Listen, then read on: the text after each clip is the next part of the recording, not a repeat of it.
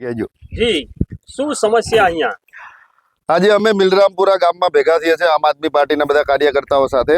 હવે ગયા વર્ષે આ વિસ્તારમાં અમારે પાણીનો ખૂબ મારો ચાલ્યો. સાબરમતીનું પાણી આવ્યું, બીજી 4-5 નદીઓનું પાણી આવ્યું. અહીંના અમારા ખેડૂતો બેહાલ થઈ ગયા.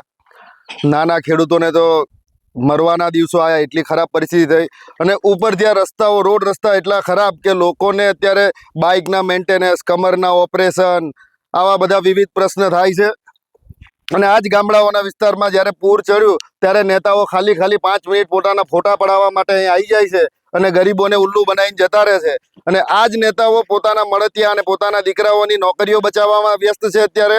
અને એમના મળતિયા કોન્ટ્રાક્ટરોને કામ આપી અને યોગ્ય ગુણવત્તા અને ક્વોલિટીનું કામ કરાવતા નથી આ લોકો. જેના કારણે અને હાલમાં તમે જુઓ તો તારાપુર વિસ્તાર, સોજિત્રા વિસ્તારમાં ક્યાંય પણ વિરોધ પક્ષ નામનું કોઈ રહ્યું જ નથી. પણ હવે અમે આ યુવાનો ભેગા થઈ આમ આદમી પાર્ટી તરફથી અમે હવે આખા જિલ્લામાં વિરોધ ઊભો કરવાના છીએ કે જ્યાં જ્યાં સરકારની કામગીરી નબળી છે, તંત્રની કામગીરી નબળી છે, કે જ્યાં આમના મળતિયા કોન્ટ્રાક્ટરો દ્વારા ભ્રષ્ટાચાર કરવામાં આવી રહ્યો છે, આ દરેક વસ્તુની સામે હવે અમે યુવાનો ભેગા થઈને બુલંદ અવાજ ઉઠાવવાના છીએ.